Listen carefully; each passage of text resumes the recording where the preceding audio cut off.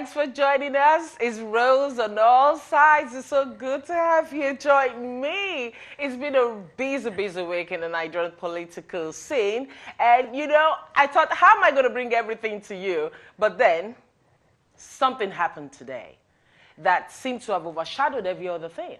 President Muhammadu Buhari declared June 12th Democracy Day. And it just makes you wonder, what's some strategic move?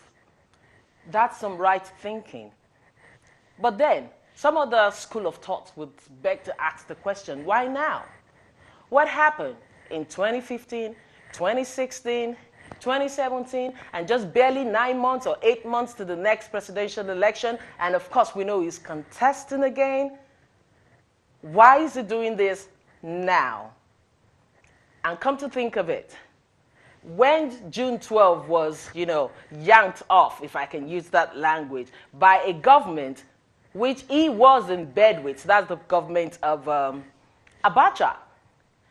During then, why did he not do anything? When the late MK was incarcerated, why didn't he speak up? Why now? And a lot of people seem to be asking the question, is the West ready to be used once again? Anyway, viewers, this is for you. The floor is open. I need you to call in. Let us talk about this. Strategic moves, good moves. And of course, the daughter of the late MKO, Afsat Abiola Castello, has come out to say that justice is being done. Thumbs up. They are proud of this move. They are happy, But a lot of people, of course, they don't seem to be happy about it. It's like an APC move ready once again to use the West because the president and, of course, the APC, they know what, the West is about when it comes to an election. That aside, something else happened during the week. The Dutch Prime Minister spilled his coffee and cleaned up after himself. You'll be asking, why am I bringing this up? Because that's the kind of leadership we're all looking forward to, an exemplary way, of showing to people. Leadership is about service. It went viral. Quite a number of people have a different thought about it. But some of the people said, this is what it should be like. I'm just going to let you see that video, and then when we come back, you'll be meeting my guest.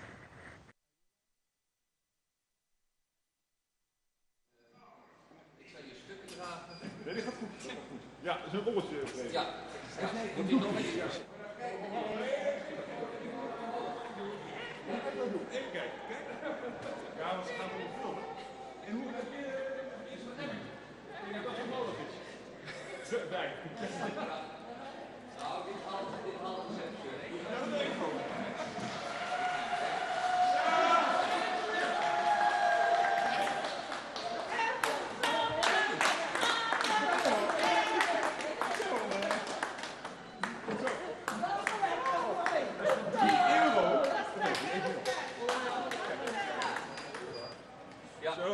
Zijn er nog inhoudelijke vragen? Ja, dat is belangrijk. Hoe wat de CEO?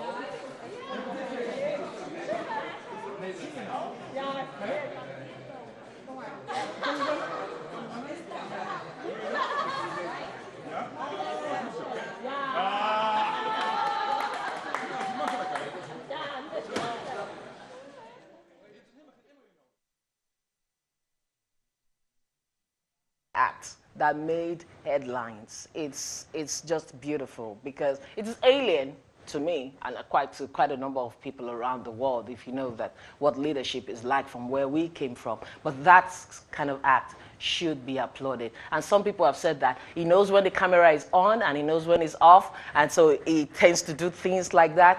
Despite that, just imagine what happened with the cleaning ladies when they saw it happen and he asked them, do you have a bucket? They were so excited and they were clapping. At least that will tell you that, it is for real and he's not making it up. Okay, we know that there are a lot of young stars that came up as the 2019 election is around the corner. There are a lot of young people who are looking at contesting for the presidential race. And we have Alistair Soyode is one of the aspirants, and it's a good move that Nigeria is now ready for new breed and new blood. And I'm so pleased to have him here with me today in the studio. How are you doing, sir? Very well. Thank you to have me. Thanks for joining me. Thank you. Let us talk about this. You have reached the height of your career, no doubt about it. You live in the United Kingdom, and then you want to go through the rigors of contesting in Nigeria. Why do you want to do this? Well, thank you. As you rightly mentioned, I have been more or less over the last 2 decades, especially the last 15 years plus, been promoting the brand Nigeria in the United Kingdom, in Europe, and of course around the world. So when you look at that, basically what I've been doing is selling Nigeria constantly and every time. So what I'm now doing more or less is taking the next step in trying to work with Nigerians as we all look forward to 2019 election. All our elders have been talking about the younger generation should join politics, and in the call and the way they have been presenting themselves is for us, really the younger generation, to look at the leadership in our country and then decide to join the race. And for me personally, I have been involved with, from the grassroots, from local government, state level, and national level, where people were selected, nominated, and then go through the primaries and then get the party ticket. And then, of course, the election took place in Nigeria. So for me, I have the experience of being behind the scene. And right now, as we say, all Nigerians are talking about the younger generation to join the race and then see what they can contribute. At the end of the day, if we refuse to join the politics and the leadership in Nigeria, we can't continue blaming those who want to be. No matter how much we want to criticize them, they are the people who are saying we want to lead the country. So for us, we don't have the opportunity if we don't create the opportunity by ourselves. And that's one of the main reasons. I think that is completely fantastic. It is awesome that you are deciding to run. You know, that all the young people who actually came out this time, and I've had this conversation with you, and I really admire your spirit, the way you went on about it. You know, you're not deriding all the candidates, you're welcoming everyone, you know, like the more the merrier. Sure.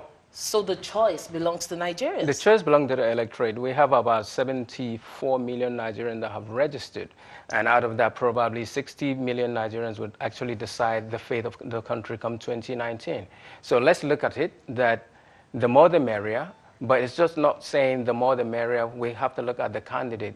What are their qualifications? What quality do they have? What have they been doing before joining the race, either as governors or as chairman of local government or even at the presidential level? And as I said, for me, over the last 15 years, everything I have been doing is solely to promote the brand Nigeria. But then I would have to ask you this question, Mr. Soyode. Why should it be you? Well, why shouldn't it be you? I'm not contesting. That's the reason. So if there are no options on the ballot paper, we shouldn't continue to blame the names that are on the ballot paper. We're talking about, a lot of Nigerians saying we don't want recycled politicians, but then there are no candidates that would need to go into that recycled position. There shouldn't be any open office that is vacant in the country. Somebody must aspire to be there. Now, if, as I said, is the old politician who still believe that they have the mandate, they have the authority to lead us, then please, we should step aside and allow them to continue. But many are saying, no, we need new generation. But who are the new generation that are coming forward that they want to be there? The more the merrier, but who are they? So we have to look at that as well. Let's talk about your policies and your visions. Yes factor is what I'm selling. You know, so for me, is the yes wow, right? And I'm talking about the yes factor in the sense that if somebody is excited about, probably you're expected to fail and you actually scale through, you know, that relieving factor to say, yes, I got it. Yeah. Yes, I done it. That is the factor, and that's our manifesto is based on that yes ideal. Basically, as I said again, Nigerians are talking about the younger generation, and the youth comprises, the youth are the highest percentage in the country, almost 60%. So our first line of action is to take care of our youth and the younger one. And that's why we have the why. And then we have a education, which surely, you know, we have to reform our educational system in the country. The youths, okay, the E for the education. Yeah, the E for the education. Then we have the E for economy. Yes. The economy of our nation, we have to see why are we lagging behind. Even though we said we're the #1 economy on the African continent, before South Africa started emerging again, what do we need to do to sustain that economy? What do we need to do to rebuild that economy? We know what it is. Our industries need to be strengthened. Okay, before you elaborate on the yes, let's talk about the economy. Over 10 million jobs have been lost since this government came in. No major project has been commissioned. Schools are short. Medical personnel are on strike. How would you handle this? If you're president, but then I would like to find out your opinion about what is currently happening in Nigeria. Well, the opinion of, just not my opinion alone, but we have to look at the majority of Nigerians. What are they saying? That's what the opinion poll is saying, that there's high level of unemployment in the country. Why is this so? Is it because this government is trying to close the loophole and that's why there's unemployment? You know, sometimes people go into a new company and they look at the capacity of that company, and sometimes they may need to readjust the company in order for it to rebuild, but then you will be looking at that company will now have profit. So the question is, what is the profit level that we have generated, that we're gaining under this government? And that's why a lot of people will say, well, this government is not really doing anything to sustain that economy or to create the job. And indeed, it is on record, based on what is happening, that there's a lot of people out of job, millions. But what do we need to do? You see, only people who know how to create jobs can create jobs. People who don't know how to will not be able to. Now, what we have is we know how to create jobs. Either from, when we're talking about our industries, we know what we need to do to create the job that is needed in Nigeria. What created the economy, what makes Nigeria the strongest economy on the African continent is through the Nollywood industry and the entertainment industry. Okay. Because they took that into consideration, rebased Nigerian economy, and then it became #1. Now, that industry is something I know inside out, with due respect, more than many of the other aspirants, because I operate within that industry. So I know what we can do, how we can strengthen it, and then create new jobs, bring out other people who are already in work environment, and then sustain it and build on their capacity. At the end of the day as well, you have to take into consideration that people want to work, but there are no work. And people go to work and they don't get paid. What do you do to them as well? Now, a lot of people go to work even though they don't get paid, because they believe that somebody who comes to work and wants some documentation done will bless them. You know, that kind of thank you for passing my file. And that's why many people go to work, not because they get paid. Because at the end of the day, we have been reading a lot of people say, we haven't been paid. Now, can we say Nigeria is bankrupt not to be able to pay salaries every month to teachers, to the health workers? The answer is absolutely no. But you need to put people who really understood what it is from the grassroots all the way to the top. And that's the difference between us and them. And I believe that in today's day, we're talking about innovation, we're talking about creativity, we're talking about technology. Nigeria cannot lag behind in using those things, especially technology, in reducing the bad debt, and reducing unemployment in the country, and creating jobs, because we can see the Western world are copying.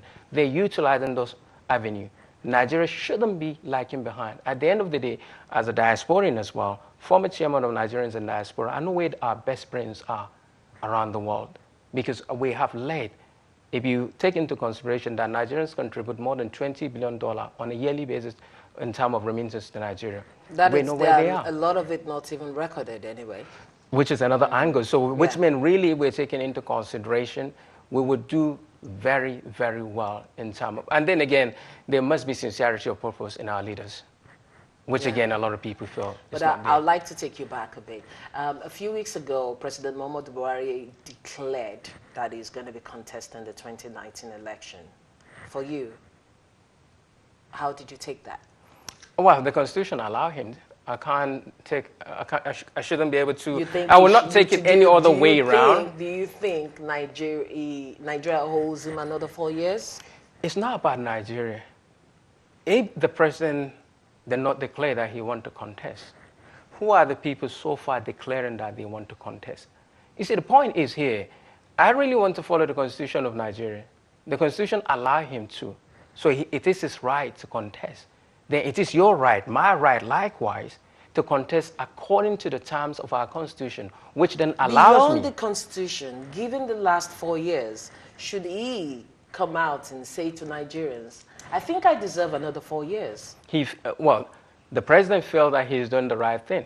So, and his team felt that they're doing the right thing that Nigeria want. And that's the reason why they decided to say they want to contest. And that's the reason why he came forth and said, I'm contesting in the second term. Bear in mind, they have not even got to the primaries yet. I know you haven't started campaigning. No, I haven't. But you've declared. I have declared.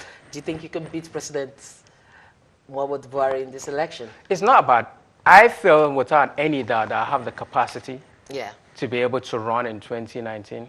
And I have the full strength, energy to do what Nigerians want.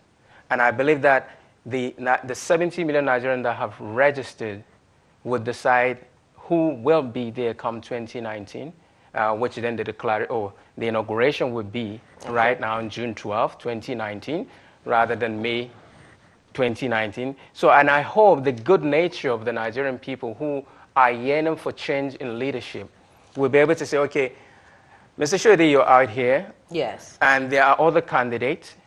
Let the Nigerian people decide. And if they feel that the president is still better than us, then he will win. But I feel without any doubt that I have the strength, I have the know-how, I have the innovation that is needed, I have the creativity, understanding that is needed, and I know what to do with technology. But do you have the money? Election, of course, election around the world, especially in a country like Nigeria, we're talking about a war chest. It is absolutely true that, like in the Western world, every political party is allowed a budget, and they must account for that budget at the end of the day. In Nigeria, there's no budget. At the state primaries that we monitored recently, they spent more than $10 million just for the primaries to elect a candidate that will represent the party comes in their next election. Now, that's just at the state level, just for the primaries. That's not even for the election. So the truth of the matter is you are fighting against the federal might. But that has happened before in 2015, when the federal might were there, and yet the opposition party won. This time around, we're believing that if the Nigerian people are sincere, that they really need a change, and they have the option, you must provide the option. If there's no option, then there's nothing anybody can do about it. So we are coming forward and say, here's the option, here's the alternative. But we don't have money to give anybody. We will not buy votes. At the end of the day, people say, well, you must buy a vote.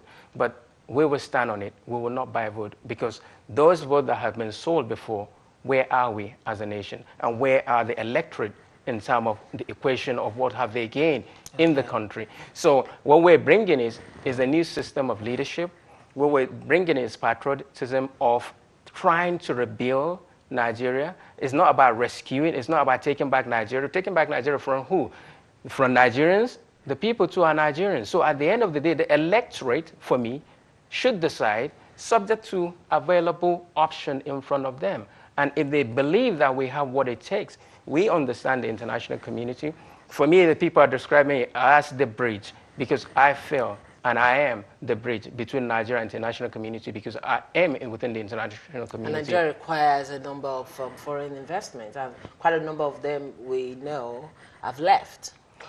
Well, yes, true, we do, without any doubt. But for me, again, you have to look at the natural resources we have as a country. We can use our natural resources. What I would really want to see is where Nigeria go to the international community, dealing with other international other countries in the world as equal partners, rather than going with a begging bowl. I would not go with a begging bowl, because I know what Nigeria is. I know the talent of Nigerian people. I know how resourceful they are. So I will not go to any nation begging. I have what they want. Because Nigeria is capable. Nigeria is capable. And if we improve, for example, even in terms of energy, right now we're producing just like 5,000 megawatts in the country. Now double that or increase that. Your GDP, which is about $460 billion, would definitely increase, because industry would function more. There'll be a reduction of relying on generators in the country. People would work more. Now, we work technically just like 2 hours per day, out of when other countries are working like 24 hours. We're just utilizing 2 hours, because your generator doesn't function 24 hours a day. You don't get the energy or the power. every day or every hours. It's not there. So you mingle and you mix working with a little bit of power, put it on for 1 hour, do what you have to do, switch off, alternate. Our industry is suffering and our people are suffering. So I can see a lot of opportunity, and those are the reason why I'm feeling that Nigeria definitely, with new leadership, strengthened leadership, would be much more better than we will go far, far. Very quickly, I know we're going to have the opportunity to do this again if you oblige me and Rose on all sides. Thank you. But I would like to ask you this one question that all Nigerians have been clamoring about. Do you believe in restructuring? Do you think Nigeria should be restructured and all the regions should be, you know, independent of the center? Yes, I want to definitely believe so. Nigeria needs to. It's not just about talking about restructuring the whole system. It's looking at the 774 local governments, for example. What do they produce? What do they have? Do they have something, natural resources, or is it the human capital that they have? Every local government should be able to produce something that they have within their locality. What we need to agree is the formula. Sell the product, refine the product, take your percentage, send the percentage to the center. It's as simple as ABC. The center only have the police, national infrastructure development, foreign affairs, and just another thing. So why should we not allow people to develop? If the government, the center, need to work with them in a 50-50 equation, then let's do that. Let's allow every state at least to report what they are doing within their own state. By so doing, actually, we're unleashing the talent, we're unleashing the natural resources we have. We're allowing people to be more creative. And at the end of the day, the center know that I don't need to do anything, just like franchising. Have the product, give me my commission. Have the product, pay us our own percentage. And everybody will be happy. That's good. We could do this all day. But I want to say thank you very much for joining me. It's my pleasure. And then, of course, we'll be going on this break. We're going to be having Mr. Alistair Soyode again of the Yes Movement. Is a presidential aspirant for the 2019 presidential election on the Yes Movement. And of course, during the week, we had the coalition of the National Assembly and the House of Reps.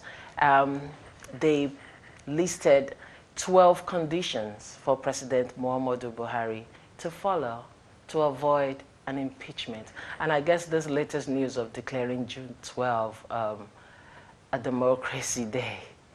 You know, that's one question I would love to quickly throw to my guest. He's still here beside me. Tell me, what do you think about that? The declaration of June 12? As the family says, better late than never. So, and for Nigerians, a lot of people feel it's political, and many would surely agree.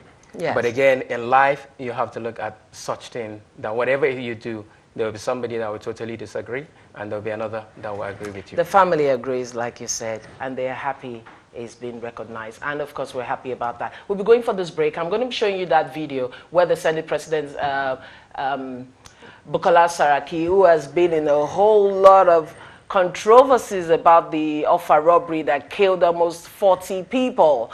I mean, giving the president 12, I really don't understand, conditions to avoid an impeachment. It's so political. It's really funny when I read those lists. Really funny. Let me let you see this. And when we come back, you'll be meeting my other guest, Celia Hubert.